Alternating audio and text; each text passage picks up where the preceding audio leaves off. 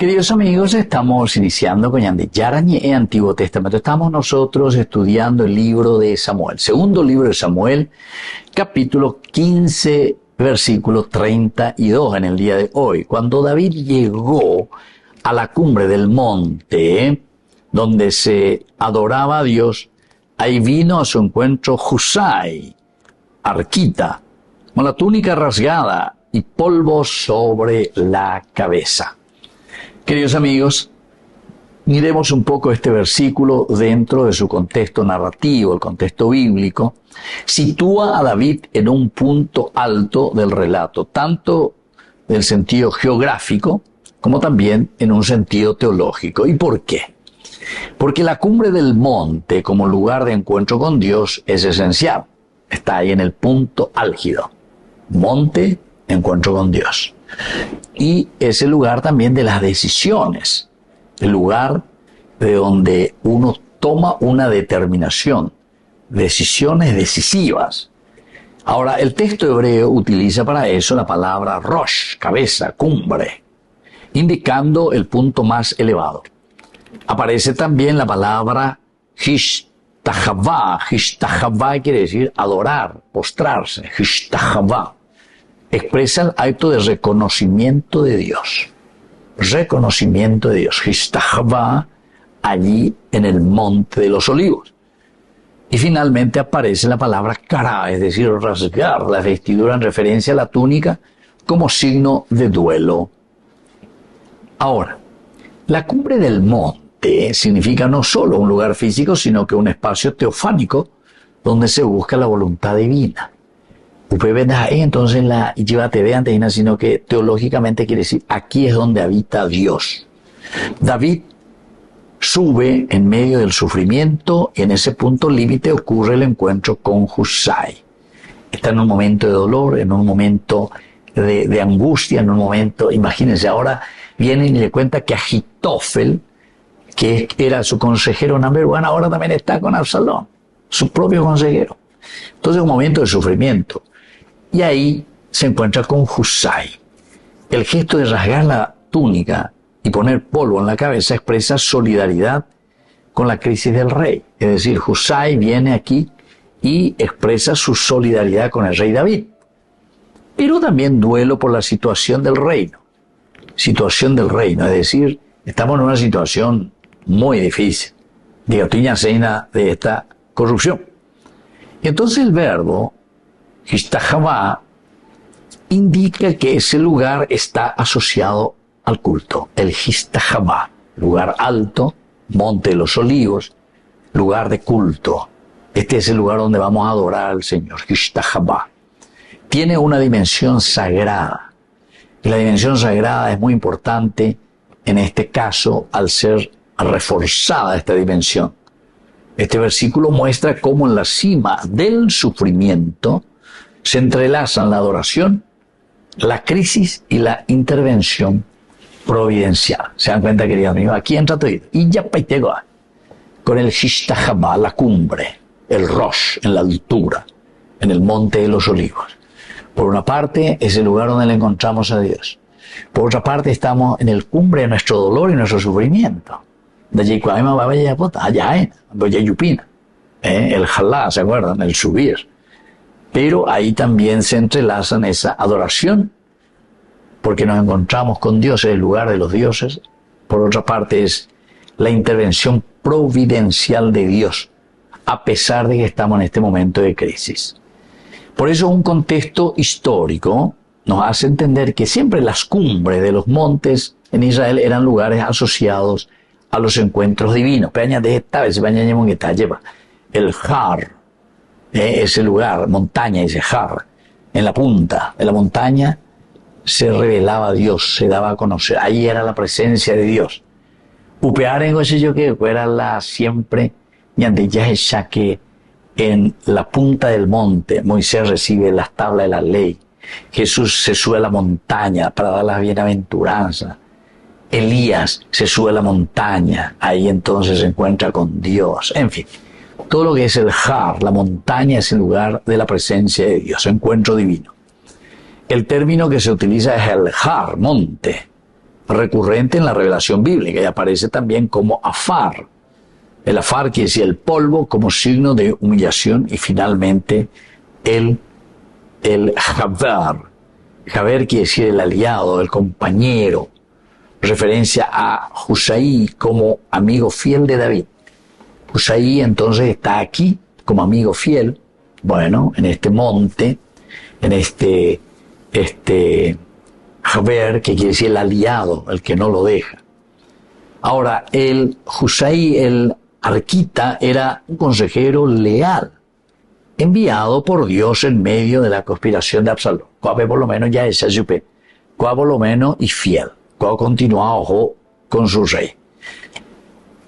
Históricamente, la llegada de Hushaí representa un punto clave en la estrategia de la resistencia de David. Porque a ver, va a resistir, y va a resistir nada más y nada menos que a la lucha, a la pelea que le está pudiendo traer su hijo Absalón.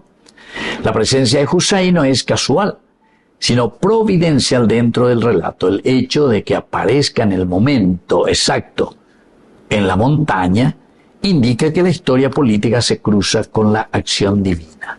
Es decir, mi accionar político se cruza con la acción divina. El duelo visible de Hushaí expresa que la crisis no es solo política, sino nacional. Este versículo muestra cómo, en momentos críticos, Dios suscita aliados inesperados para sostener el plan de salvación dentro de la historia. Es decir,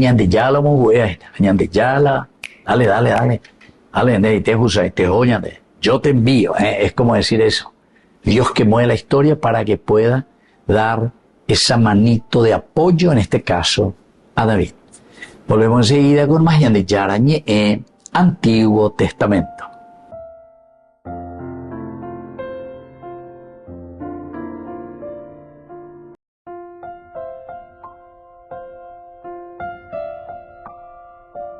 Queridos amigos, seguimos con Yarañe en Antiguo Testamento. Estamos nosotros con este pasaje del segundo libro de Samuel, capítulo 15, el versículo que hoy estamos estudiando nosotros es el 32.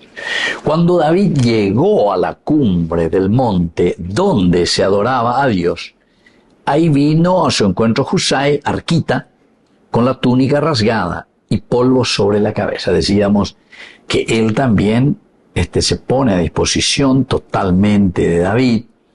Él también está queriendo decir, bueno, el rasgar las vestiduras, el sufrimiento, el llanto, el dolor, el duelo. Pero Hushaí, el arquita, es también un consejero.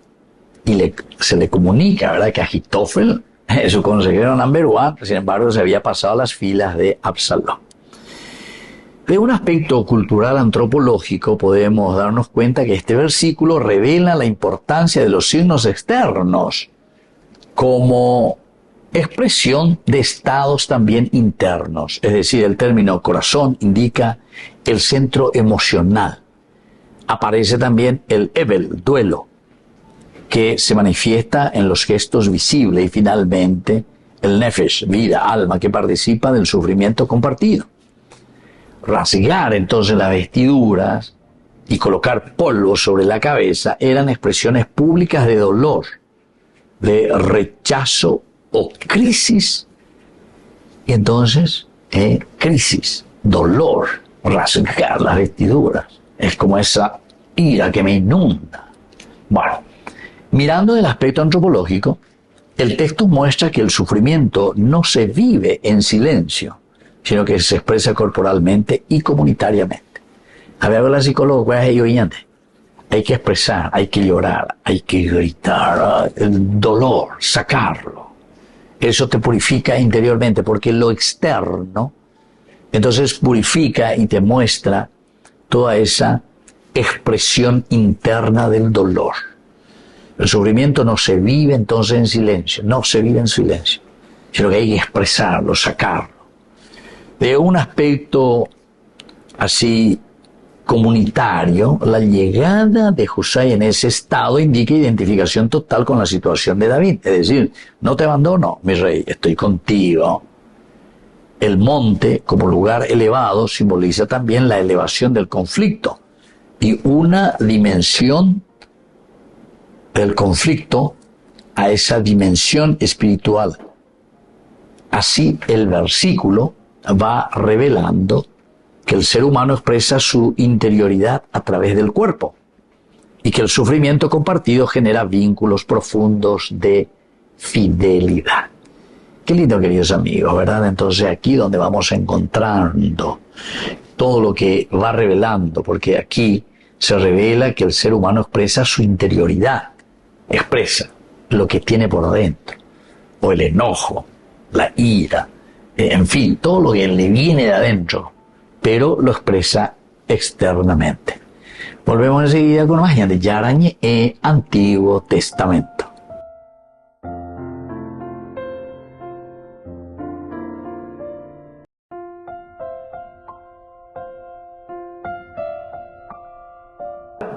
Queridos amigos, seguimos con Yarañe e Antiguo Testamento. Estamos nosotros con este capítulo 15 del segundo libro de Samuel. El versículo que hoy estamos estudiando, el versículo 32.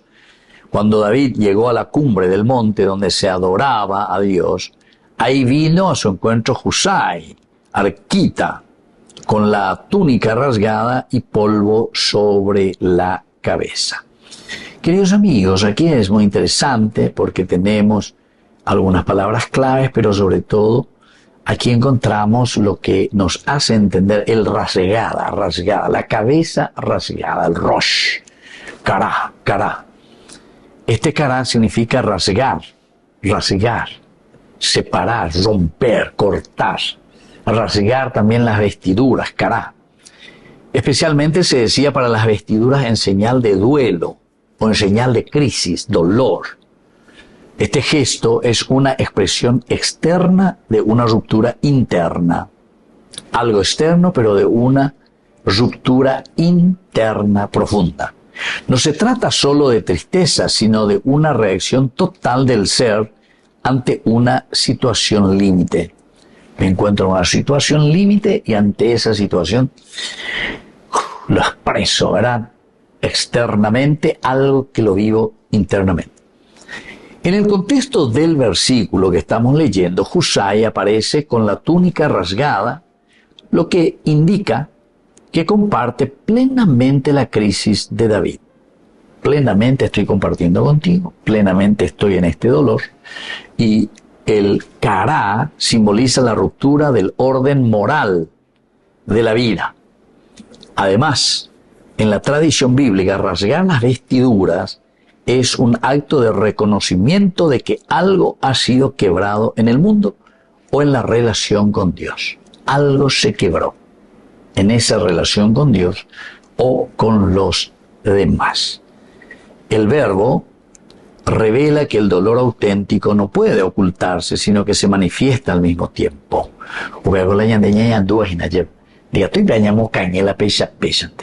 La ñañanduro y no señan de veíamos allá, me apeñan de robar de tisa y cualquier cosa, pero oye esa calle es la expresión externa de un dolor interno. Y por lo tanto, al mismo tiempo, esta situación abre la posibilidad de reconstrucción. Porque toda ruptura, todo rasgar en la Biblia puede ser el inicio de una restauración. Porque esto quiere decir que ahí parece que ahí me di cuenta, Michael, ¿cómo hace amigo? Pero ¿qué es lo que pasa, verdad? Entonces, agua puede calcular esa. Pero es un signo también y posibilidad de restauración. Entonces, esta segunda palabrita que me parece el hecho de rasgar es tan importante.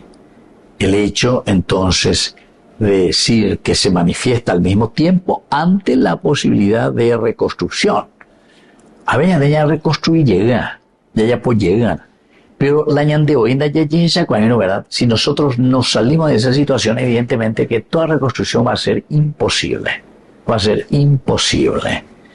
Entonces, nosotros aquí volvemos a mirar, volvemos a entender que es un dolor auténtico, y todo dolor auténtico no puede ser ocultado, y así se manifiesta y abre la posibilidad, como decíamos recién, de volver a hacerlo, volver a reconstruirlo, volver a levantarlo. Toda ruptura en la Biblia puede ser el inicio de una restauración. Y esto es lo lindo, queridos amigos, porque la Biblia siempre me añade cosas positivas. Primero, tengo me añade chachán la cola, lleva hoy ya cañande, añade pedazo de ya, hoy na peche, panda y peche. Ella poponada, me de chachán la cola de no ya una verdadera conversión. Pero al mismo tiempo, esa ruptura te da la fuerza para que exista un reinicio, iniciar nuevamente, pero en positivo. El verbo cara expresa, por tanto, la crisis como una esperanza implícita de recomposición. Implícita de recomposición. Peña mañana por un lleguita, peña por lleguita lleva peña de indica tú iba cuella ya por buena. Con ya por buena. Volvemos enseguida con más de Yarañe en Antiguo Testamento.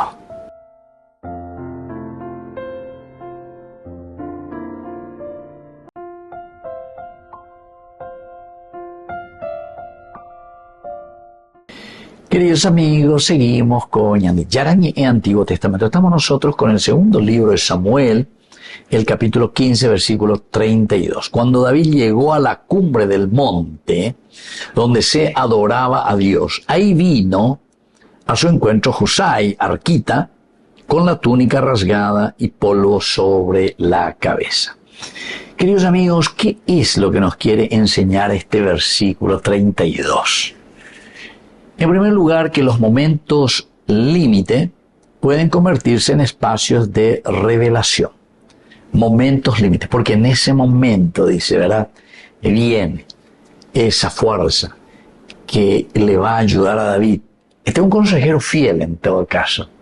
En ese momento límite en que David dice, bueno, estoy huyendo a disparar, o sea, hay muchos elementos que no nos dejan actuar como tiene que ser, pero sin embargo se pueden convertir en un espacio para una revelación.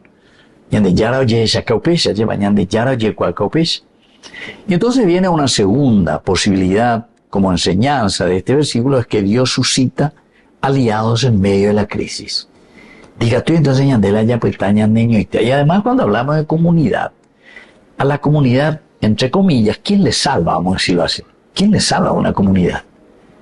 Y todos, el tendotá, pero el tendotá es un representante en ese momento de toda la comunidad, pero es la comunidad la que apoya y la comunidad es la que tiene que cuidar y llevar adelante el accionar, ¿verdad?, de la vida. Así que Dios suscita aliados, en este caso Husai. David, a ella anduvo ahí, imagina que iba a la yapota, de Cuaima va a yapota, pero sin embargo le envía que le va a ayudar, este aliado. Una tercera posibilidad, queridos amigos, es que David, en este caso, y su dolor, todo se expresa también corporalmente y comunitaria. Todo dolor, queridos amigos, todo dolor se expresa corporalmente y comunitariamente. Ya decíamos, que los otros, el boker, ¿se acuerdan? El boker era ese llanto profundo, no solo de David, sino que también el llanto profundo del pueblo, del Am. Pero decíamos también que no eran unas lágrimas de cocodrilo, oñejeando bebé, y no es lágrima verdaderamente, sino que aquí es un dolor intenso porque hay un compromiso. El dolor y el llanto quiere decir una sensibilidad. Sensibilidad ya es veñande. Ser sensibles a la realidad. Pero ya veñan de habitebe, sensibles a una pobreza que existe alrededor nuestro, ¿se dan cuenta? Entonces, se expresa también corporalmente y comunitariamente. No es el cuatijaño, sino que todos juntos, porque tenemos más fuerza para poder construir el reino de Dios. Luego, la cuarta enseñanza, queridos amigos, es que la historia humana está atravesada por la providencia divina. Providencia divina. Apea la yayugua, muchas veces es lento la yayugua, ¿dónde está esa providencia divina? ¿Dónde está el actuar de Dios? Otros, sin embargo, cuando tienen esa alma pura y una búsqueda sincera en todo, ven la providencia de Dios. O ya pomiante, o ya de ya la gracia, ¿entiendes? Ya no me añade en su providencia, como una cuarta enseñanza. Y una quinta y última enseñanza por el día de hoy, queridos amigos, de este versículo es que la esperanza surge incluso en la cima del sufrimiento, la esperanza. Porque puede vender en mañana y shaina lo más difícil, ¿verdad? Terrorífico, vamos a decirle de esta manera, lo más terrorífico. La esperanza surge incluso en la cima del sufrimiento. Ahí, en la cima del sufrimiento, la esperanza. Es decir, alguien tiene que, de alguna manera tenemos que, veamos en la lleva, vean la esperanza ahí. Y surge incluso en la cima del sufrimiento. A ver, yo vive. Y aquí viene, ¿y qué es lo que le da esperanza? ¿Y qué se encuentra con este amigo? Con este que era consejero también, ¿verdad? Y por lo menos ahí, bueno, Coandi, y etc. Porque pero otros se traicionaban. Se dan cuenta, queridos amigos, que incluso la palabra de Dios siempre te juega con el bien y el mal. Te hace entender. Cuando hacemos mal, te saca en cara. Cuando hacemos bien, te felicita y te ayuda. Y te propone cómo tenemos que hacer el camino. Y aquí también, por una parte, Agitofel, traidor, lo negativo. Pero por otra parte, aquí también, que te están presentando, ¿verdad? Que te están ayudando. Que te están dando esa fuerza necesaria para que nosotros podamos también luchar, empeñarnos y no quedarnos, ¿verdad?, a la mitad de él. No, o sea, fortalecernos y ayudarnos continuamente. Muy bien, queridos amigos, vamos concluyendo por el día de hoy. Les dejo yo la bendición del Señor, el Padre y el Hijo y el Espíritu Santo. Amén. Hasta la próxima con más de Yarañe Antiguo Testamento. Con esto concluimos nuestro programa Ñande Yarañe con el Padre Víctor Luis Cabañas.